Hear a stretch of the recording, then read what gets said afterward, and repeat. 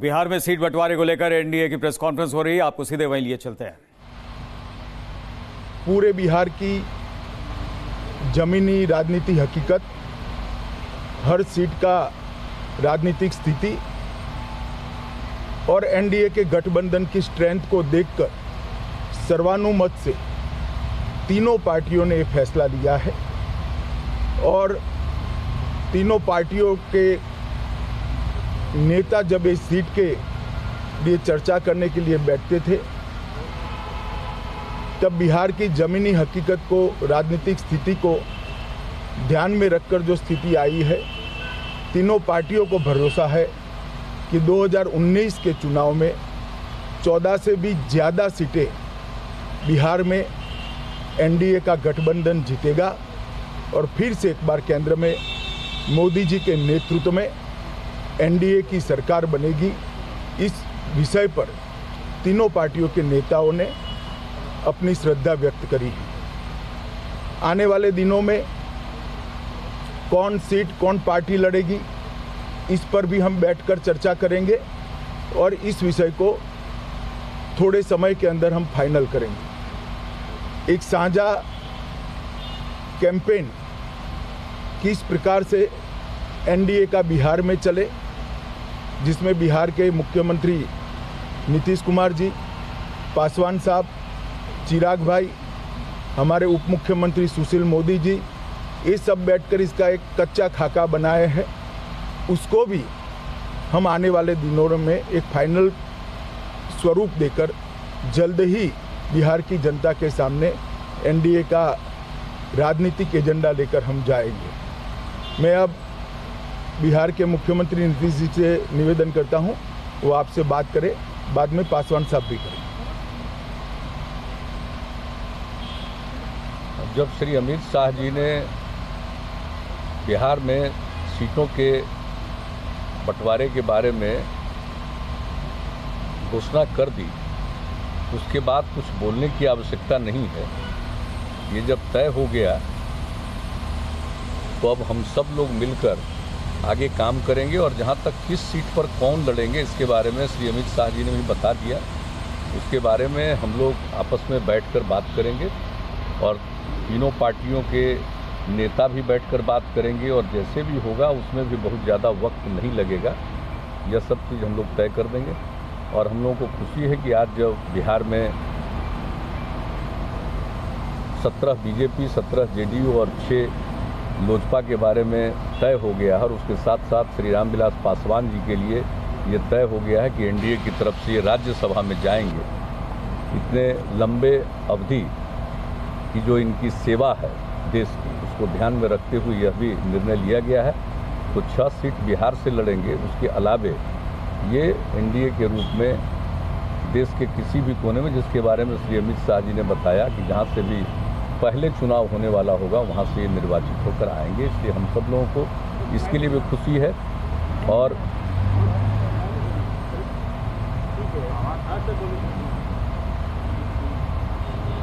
तो ये हम लोग, मैं इसके लिए भी और अपनी तरफ से भी और जनता दल यूनाइटेड की तरफ से भी भारतीय जनता पार्टी को इस बात के लिए मैं धन्यवाद देता हूं कि उन्होंने रामविलास पासवान जी की प्रतिष्ठा का पूरे तौर पर ख्याल रखा है और मिलकर हम लोग पूरी मजबूती के साथ लड़ेंगे। और जहां तक बिहार का प्रश्न है, बिहार में हम लोग बहुत अच्छी सफलता हासिल करेंगे।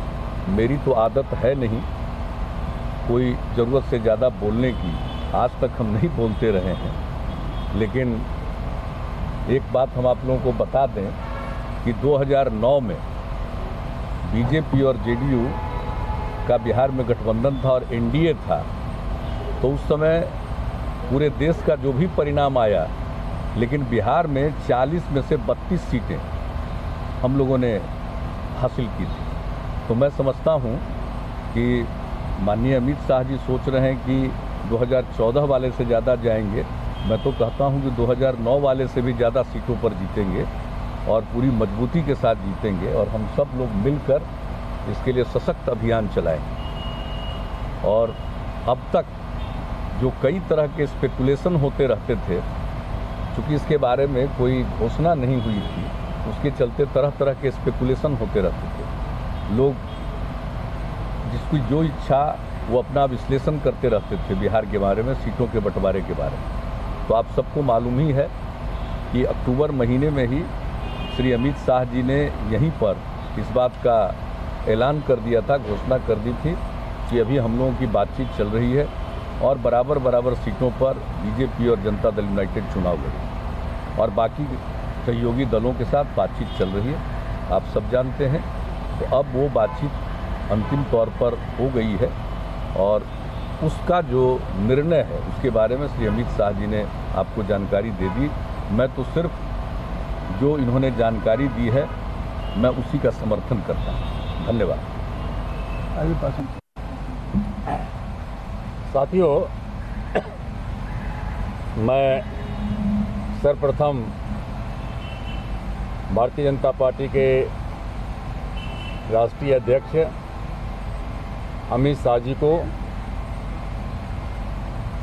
हमारे साथी और भाई नीतीश जी को, और अभी नहीं हैं लेकिन अरुण जेटली साहब को भी बहुत बहुत धन्यवाद देना चाहता हूं। और इसके अलावे चिराग पासवान हैं, जो मैंने शुरू में ही कहा था कि पूरा का पूरा संगठन का, सीट शेयरिंग का सब चीज़ देख रहे हैं। बिहार के हमारे अध्यक्ष पशुपति कुमार पारस, ये दोनों मिल करके, और इधर से जो है भूपेंद्र यादव जी और नित्यानंद राय जी भी बिहार के अध्यक्ष हैं भाजपा के। तो सब लोगों का प्रयास रहा, लेकिन हमने जैसा कहा अमित शाह जी को पार्टी के राष्ट्रीय भाजपा के अध्यक्ष हैं, उनको हम बहुत बहुत धन्यवाद देना चाहते हैं। और ये सम्मान जो हमेशा से सब लोगों की राय थी कि जो भी समझौता हो सम्मानजनक ढंग से जो है आपस में क्या कहते हैं कि बैठ कर के सीट का समझौता हो जाए। ऐसे कभी कुछ ऐसा था नहीं, मामला कुछ था नहीं, लेकिन उसके बाद जो है बीच में 2-3 दिन तक ऐसा चला कि जैसे कि मान लेते हैं कि थोड़ा बहुत कहीं है, कुछ नहीं है। हम लोग शुरू से ही आप जानते हैं कि जो है चिराग ने एनडीए का जो आने का फैसला था, चिराग का क्या कहते हैं कि मेन रूप से भूमिका था पार्लियामेंट्री बोर्ड के चेयरमैन की हैसियत से। और उसके बाद जो है एनडीए जो है 5 साल से हम लोगों ने इस पौधा को सींचा है नरेंद्र मोदी जी के नेतृत्व में। और अगला जो चुनाव आएगा एनडीए की फिर से सरकार बनेगी। और जहाँ तक क्या कहते हैं कि बिहार का सवाल है, जैसा कि नीतीश जी ने कहा कि बिहार में जितना सीट अभी तक जो मिला है उससे ज़्यादा टारगेट तो रहना चाहिए 40 में 40 सीट का, है ना। लेकिन हम जो इतना भी जो है 1-2 सीट हम नहीं कर सकते हैं, लेकिन मान लेते हैं कि सभी सीट पर जो है सो हम कब्जा क्या कहते हैं कि करेंगे। और हम आप सब लोगों को क्या कहते हैं कि जो है सो धन्यवाद देना चाहते हैं। मीडिया के सभी साथियों को भी क्या कहते हैं कि हम धन्यवाद देना चाहते हैं। और बस इतना ही कह करके जो है आप अपनी बात को समाप्त करते हैं। बिहार से लड़ी।